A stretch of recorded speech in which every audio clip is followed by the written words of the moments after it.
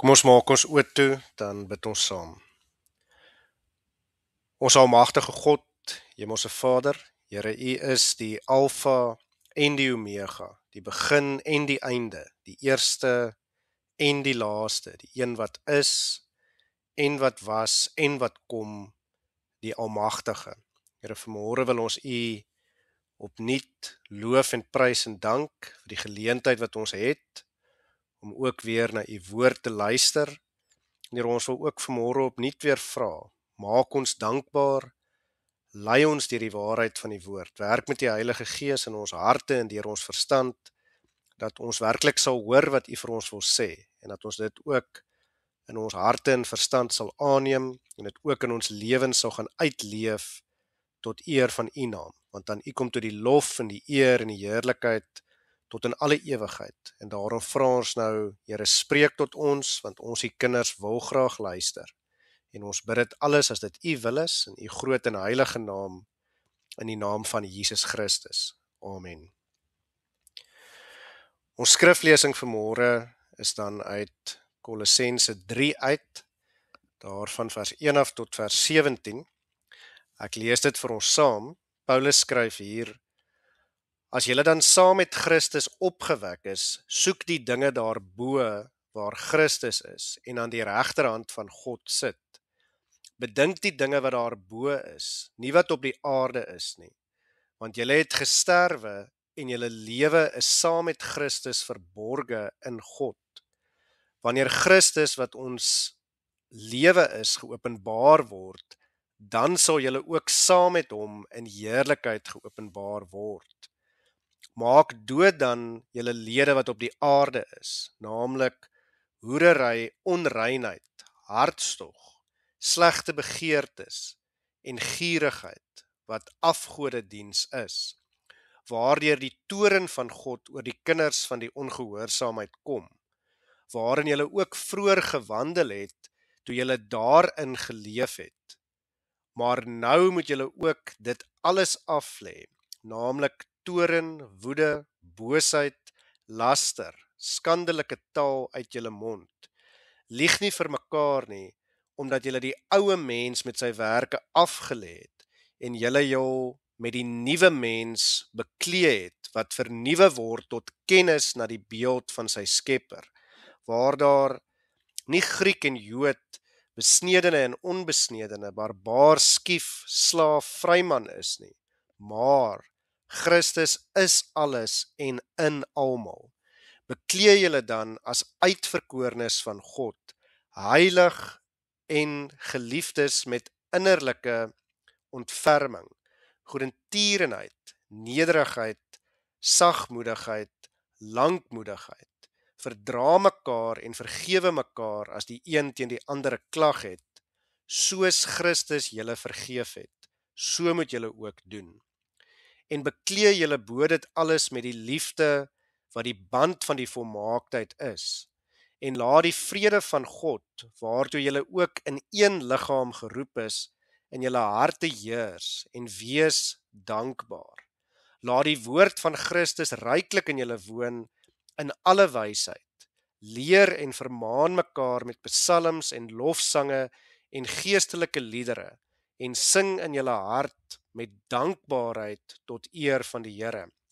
En wat julle ook al doen, in woord of in daad, doen alles in die naam van die Here Jesus, en dank God die Vader deur hom.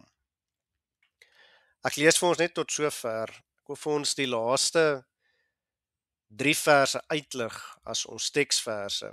Ons fokus vanmôre op dankbaarheid. In hierdie 3 verse sien ons elke keer dat dankbaarheid genoem word. In verse 15 tot 17, ek wil dit weer vir ons uitlig, lees ons: En laat die vrede van God, waartoe julle ook in een liggaam geroep is, in julle harte heers, en wees dankbaar. En dan in vers 16, laat die woord van Christus ryklik in julle woon, in alle wysheid. Leer en vermaan mekaar met psalms en lofsange en geestelike liedere, en sing in julle hart met dankbaarheid tot eer van die Here. En sing in julle hart met dankbaarheid tot eer van die Here. En wat julle ook al doen in woord of in daad, doen alles in die naam van die Here Jesus. En dan sluit vers 17 af, en dank God die Vader deur hom. So 3 keer kry ons hierdie gedagte in hierdie verse van ons moet dankbaar wees, sien ons in vers 15, omdat God ook vir ons die vrede in die hart te gee, en sodat ons ook daarom met daardie vrede, omdat hy vir ons gesterf het en vir ons oorwin het, 'n eenheid, 'n liggaam van Christus kan wees. Ons sien dat ons gesindheid moet so wees, dat ons 'n lied van dankbaarheid in ons harte het, sien ons in vers 16, en dan in vers 17 sien ons ook dat ons uiteindelik, omdat soos wat vers 16 vir ons leer, omdat ons die woord het, omdat die Heilige Gees ons dring om in woord en daad Christus na te volg. Daarom kan ons alles doen in die naam van die Here Jesus, en daarom kan ons God die Vader dank deur dit wat die Here Jesus Christus vir ons uiteindelik gedoen het. So dankbaarheid is wonderlik. Dis nie iets wat sommer maar net daar is nie, maar is ook vir ons moontlik gemaak uiteindelik deur Christus. Nou, Kersfees is agter die rug, en die jaar is eintlik feitelik op sy rug en feitelik verby. Maar die vraag is nou, wat gebeur nou in hierdie laaste paar dae van die jaar wat oor is, en hoe gaan ons uiteindelik die nuwe jaar binne? Ek wil vanmôre 'n voorstel maak, en ek wil hê dat ons die res van hierdie jaar wat oor is, uiteindelik moet terugdink aan hierdie jaar en al sy gebeure in groot dankbaarheid, en dankbaar wees dat die Here ons tot hier gedra het, en ons moet daardie dankbaarheid uiteindelik ook die nuwe jaar indra. Kom ek sê dit anders, kom ons sluit goed af met dankbaarheid, sodat ons ook die nuwe jaar goed kan begin. Kom ons wees dankbaar. Nou, ons het soveel om voor dankbaar te wees. Al gaan dit swaar en al beleef ons pyn, siekte, hartseer, moeilike omstandighede, is God steeds Immanuel, dit wat ons oor hierdie Kerstyd gehoor het. God is steeds by ons, en God is steeds met ons, en hy dra ons steeds deur alles. Paulus skryf oor sy swaar kry en sy lyding. Hy skryf baie daaroor, maar in besonder daar in 2 Korintiërs 11 tussen verse 23 tot 28 begin ons iets van die graad daarvan verstaan, van hoe ernstig en hoe swaar en hoe moeilik dit vir Paulus was as hy daar skryf van vers 23 af. Hy vra eers die vraag, is hulle dienaars van Christus? En dan sê hy, ek praat in uitsinnigheid, ek nog meer. So hy sê, ek is 'n dienaar van Christus, maar nou sê hy, maar ten spyte van dit, hoor hier wat moes ek alles deurmaak. In arbeid is ek oorvloediger as hulle almal, sê hy, in arbeid oorvloediger, in sla, met ander woorde, hy het pak gekry, bo die maat, in gevangenskap, hy was in die tronk, baie meer, in doodsgevare dikwels, 5 maal het ek van die Jode ontvang 40 houe op 1 na, en die veronderstelling was gewees dat dit is eintlik maar die doodsvonnis. As hulle jou 40 houe gee, sou jy waarskynlik dis gesegel oor jou rug met die sweep, met die beentjies in, soos wat Jesus ook voor hy gekruisig is geslaan is, en dit het eintlik maar beteken, jy sou doodgaan van jou wonde. So 40 was die doodstraf, so hulle het vir hom net 39 uiteindelik gegee, sodat hulle nie skuldig kan wees aan die doodstraf nie. Dis eintlik waaroor dit hier uiteindelik gaan. So en dan sê hy verder in vers 25, 3 maal is ek met stokke geslaan, 1 maal is ek gestenig, so weer wil hulle hom gestenig het, hulle wil hom doodgemaak het. 3 maal het ek skipbreek gelei, 'n nag en 'n dag het ek op die diep water deurgebring, so ek kan myself net maar indink, hy het daar in 'n plank vasgehou, en hy het gedryf, of dalk was daar nie eers 'n plank nie, dalk het hy maar net gedryf, hy's in die diep see, totdat hy uiteindelik weer kon uitkom land toe, en dit was deur die nag gewees. En dan sê vers 26, dikwels op reis in gevare van riviere, in gevare van rowers, in gevare van my volk, in gevare van die heidene, in gevare in die stad, in gevare in die woestyn, in gevare op die see, in gevare onder valse broeders, in arbeid en moeite, in slapelose nagte dikwels, in honger en dors, dikwels sonder ete en koue en naaktheid. behalwe dit alles my daaglikse bekommernis, die sorg vir al die gemeente. So ons sien hier iets van die omstandighede, die bekommernis is daar, die gevare is daar, maak nie saak waar Paulus is nie, of hy onder sy eie mense is, of hy in die stad is, of hy in die woestyn is, ongeag die gevare, die moeilike omstandighede, die bekommernisse, die siekte, die pyn, die swaar kry, alles is daar gewees. Maar dan skryf Paulus ook aan Timoteus, hy skryf vir hom daar in 2 Timoteus 3 van vers 11 af, en hy vertel weer, en ek tel net so 'n stuk daarvan op, hy sê, vervolginge, lyding, soos my te beurt geval het in Antiochia, in Iconium en Lystra, en dan hier sê hy, watter vervolginge het ek nie al verdra nie, en hier is die belangrike stuk, en dan sê hy, en die Here het my uit almal verlos, en die Here het my uit almal verlos. Ons is ook deur baie dinge, miskien in hierdie jaar, ons is dalk nog besig om deur baie te gaan, pyn, hartseer, siekte, wat die omstandighede mag wees. Maar die lank en die kort is, hier is ons nou, ons haal nog asem, en dit beteken dat God ons ook deur alles gedra het, tot hier waar ons nou is, en hy is nog besig om ons verder deur alles te dra. En uiteindelik moet ons besef, daarom het ons ook rede om dankbaar te wees, en daarom moet ons ook dankbaar wees, en soos ek gesê het, ons fokus vanmôre is juis op daardie dankbaarheid, en ons skrifgedeelte word vir ons gewys, hoekom ons nie net dankbaar kan wees nie, maar ook voortdurend dankbaar moet wees en dankbare lewens moet leef. Daar is seker baie redes wat ek kan gee, maar ek wil vanmôre net op een hoofrede fokus vir hoekom ons dankbaar kan en moet wees. En ons sien dit in ons eerste vers. Ons lees in ons heel eerste vers van Kolossense 3, as julle dan saam met Christus opgewek is, soek die dinge daarbo waar Christus is en aan die regterhand van God sit. En hier is vir ons die grootste rede van dankbaarheid. Christus is opgewek uit die dode, en daarom ons saam met hom, ons is oorwinnaars in en deur hom, en uiteindelik het hy opgevaar na die hemel toe as die koning van die konings, en hy regeer uiteindelik aan God se regterhand goed en volmaak, soos wat hy uiteindelik ook moet. Alles gebeur soos wat dit moet gebeur binne sy groot verlossingsplan. En dit is uiteindelik vir ons die grootste rede vir dankbaarheid. Dit is die kern van en die gevolg van die volle gang van die evangelie. Dit is die kern van en die uitkoms van dit wat Jesus vir ons gedoen het, omdat hy vir ons mens kom word het, omdat hy die kruis en die dood oorwin het. Daarom is ons saam met hom opgewek. Dis 'n sekerheid wat buite tyd staan. Dit het as te ware buite tyd alreeds gebeur. Jesus Christus is die eerstgeborene uit die dode, en ons sal op hom volg met die wederkoms. En is dit nie rede vir ons om dankbaar te wees nie? Nou, die rede tot dankbaarheid is dan uiteindelik ook hierin vir ons te sien. Dis die grootste rede van ons dankbaarheid, maar dan kan ons die vraag vra, maar hoe lyk hierdie dankbaarheid? Hoe moet dit lyk wanneer ons uiteindelik dankbaar is?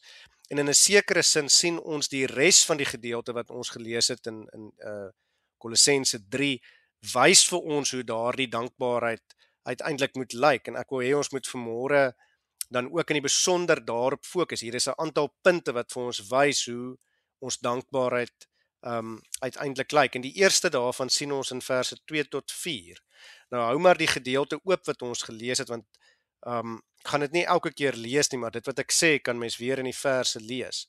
So verse 2 tot 4 sê opgesom vir ons leef met hoop en met hemelse oë, omdat ons weet ons is reeds gered en verlos deur ons verlosser Jesus Christus, en ons is op pad na die ewige lewe toe. 2 Korintiërs 4 vers 16 tot 18 sê, daar skryf Paulus, hy sê, daarom gee ons nie moed op nie, maar al vergaan ons uiterlike mens, ook nogtans word die innerlike mens dag na dag vernuwe.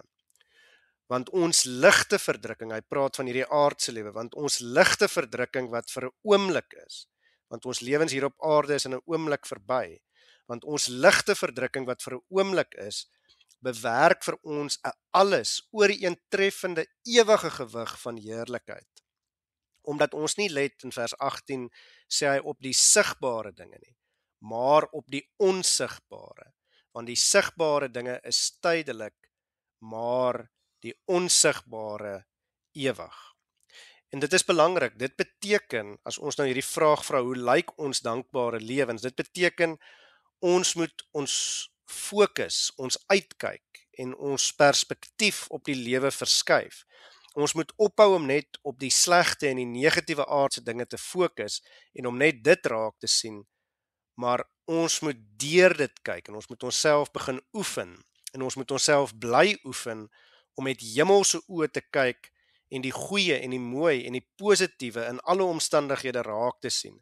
Ons moet besef dat daar seën in alles is en dat God self die moeilike omstandighede, dat God selfs die moeilikste omstandighede gebruik om ons te vorm en ons uiteindelik te ontwikkel, sodat ons ook alles tot eer van sy naam uiteindelik sal doen. Ons moet besef dat God voortdurend aan die werk is met ons en dat hy ook moeilike omstandighede gebruik om ons sterker te maak.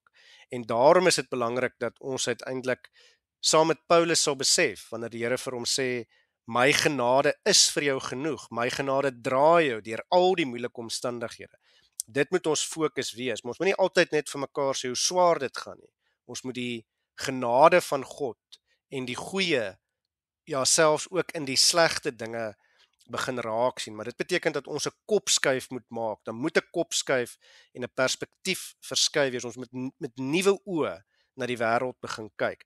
En ons moet besef, al verstaan ons dit nie nou met ons klein menslike verstande nie, is die woorde van Romeine 8 vers 28 waar, en ons weet dat vir hulle wat God liefhet, alles ten goeie meewerk vir hulle wat na sy voorneme geroep is. Ja, en daai alles beteken alles, die goeie, maar ook die slegte dinge.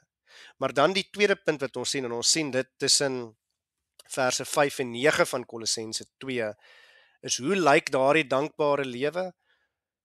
Twee goeters. Eerstens, ons moenie die vrugte van die vlees dra nie. Dit sien ons veral in verse 5 tot 9, en dan sê vers 12 ook vir ons, maar ons moet die vrugte van die gees dra. So ons moenie die vrugte van die vlees dra nie, van hierdie aardse wêreld nie, maar ons moet die vrugte van die gees dra. Ons moet met hemelse oë weer eens na die wêreld kyk.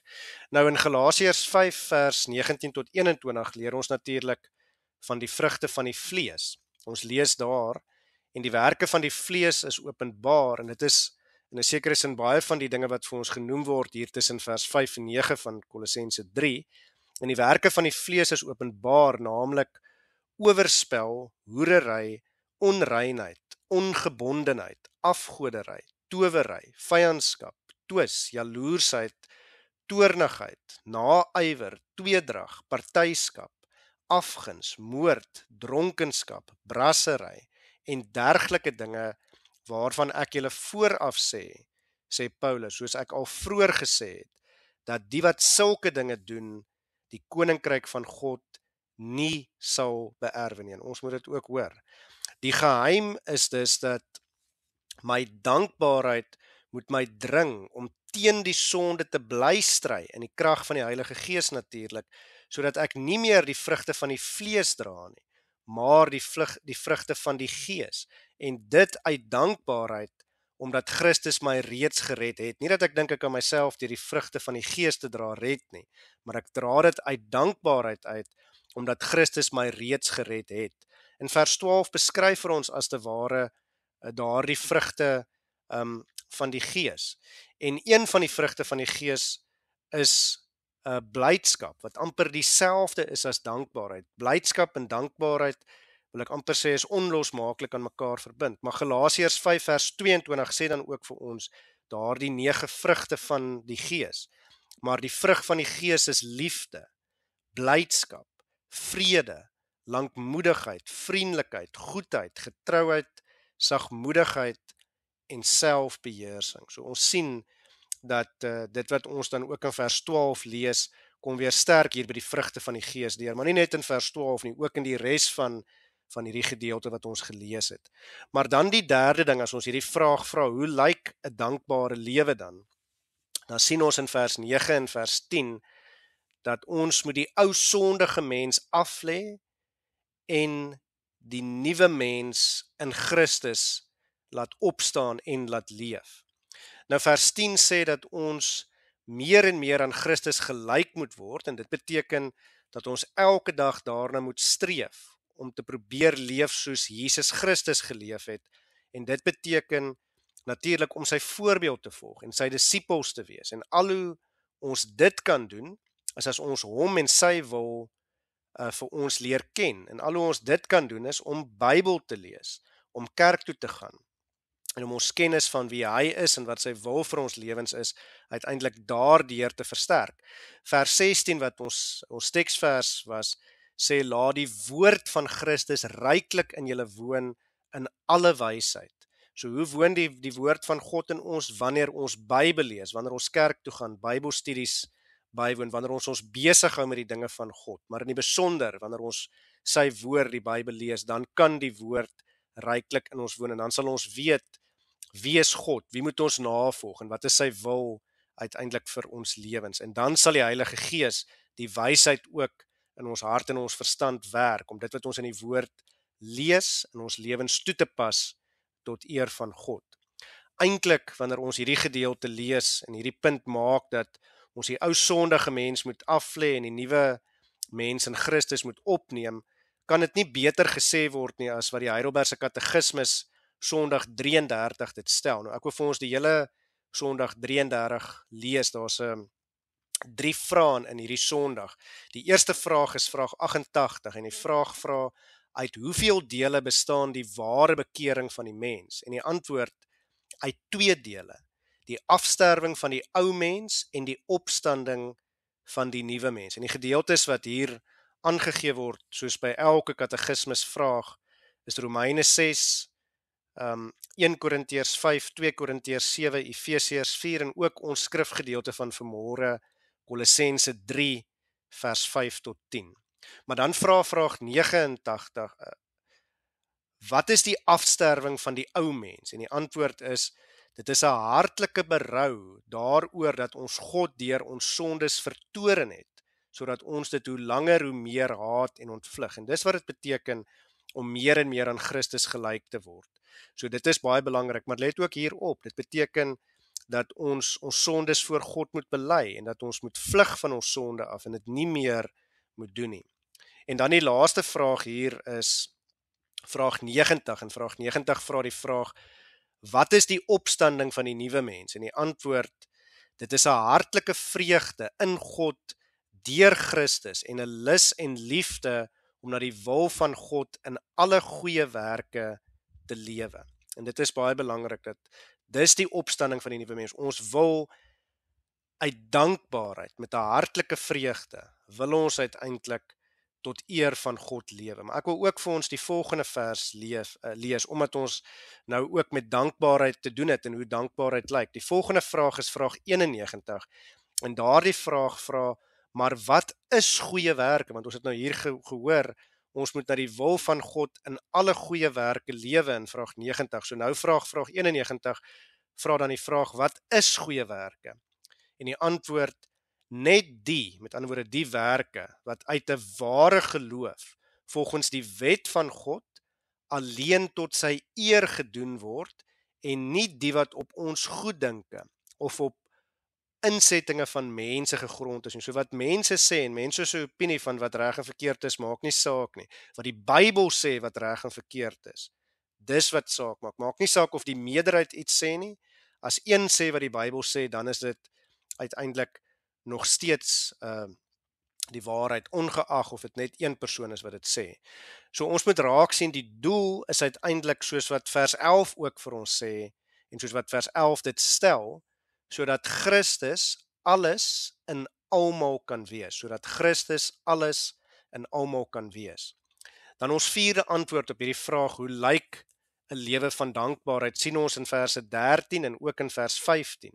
En daar sien ons dat ons mekaar moet verdra en vergewe, sodat daar vrede kan wees en ons saam 'n eenheid kan wees, die liggaam van Christus tot eer van God. So dit is baie belangrik. Ek wil vir ons verse 13 en 15 ook weer lees. Ons het hier gelees in vers 13, verdra mekaar en vergewe mekaar as die een teen die ander 'n klag het, soos Christus julle vergeef het. So moet julle ook doen, en dis baie belangrik. Ons kan nie sê dat God ons moet vergewe as ons nie bereid is om mekaar te vergewe nie. En dan ook vers 15 sê, en laat die vrede van God, waartoe julle ook in een liggaam geroep is, in julle harte heers en wees dankbaar. Dit was ons eerste teksvers. So hoe sal die vrede van God in ons harte heers?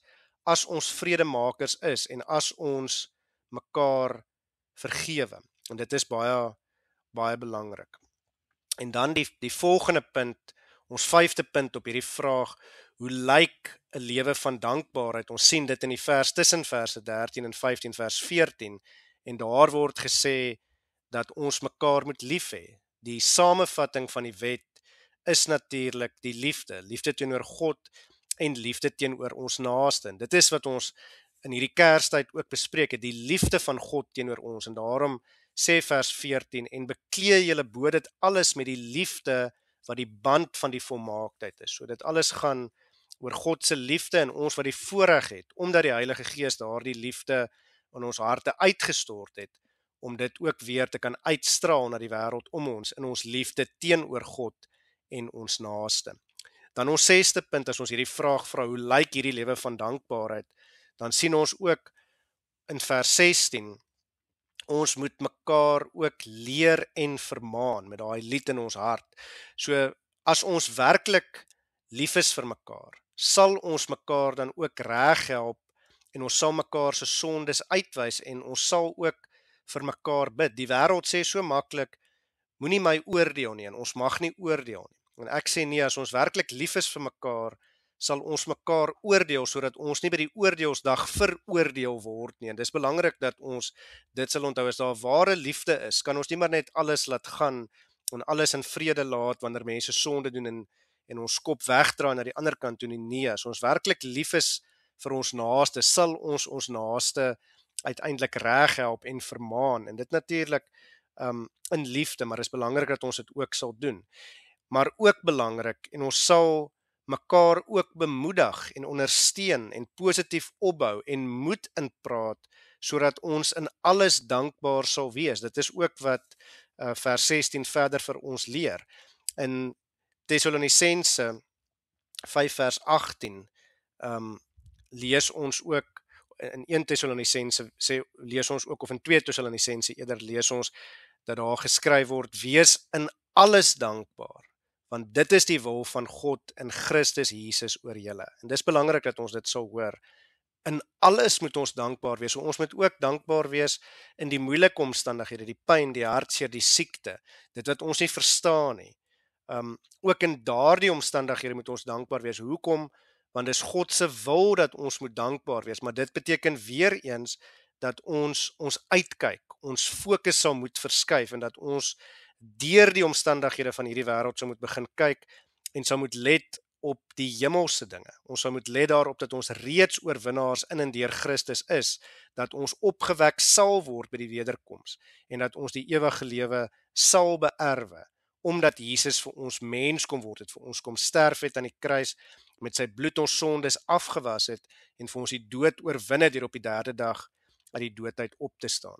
Ons laaste punt vanmôre, as ons hierdie vraag weer vra, hoe uiteindelik lyk 'n dankbare lewe, dan sien ons in vers 17 dat ons moet alles doen in die naam van die Here.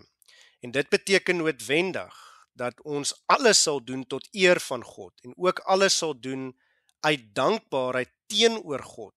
En dit is dan, as ons dit verstaan, 'n groot sirkelbeweging van dankbaarheid wat nooit ophou nie. Ons doen alles tot eer van God uit dankbaarheid uit, omdat hy uiteindelik dit vir ons moontlik maak om dankbaar te kan wees, omdat Jesus vir ons gesterf en geoorwin het, en dit dring ons weer tot verdere dankbaarheid. So dis hierdie groot sirkelbeweging. Dankbaarheid kom uit God uit, maar ook is ons dankbaar teenoor God, omdat hy ons deur Jesus Christus verlos het. So kom ons fokus in die laaste paar dae van 2025 om opnuut dankbare lewens teenoor God te leef, sodat ons ook in 2026 dankbaar kan begin tot eer van God. Maar nie net dankbaar kan begin nie, maar sodat ons ook eind uit in ons dankbaarheid teenoor God sal volhard, omdat die dankbaarheid, die lof, die eer en die heerlikheid hom toekom tot in alle ewigheid. Amen. Kom ons bid weer saam. Ons almagtige God, Hemelse Vader, Here, ons is dankbaar.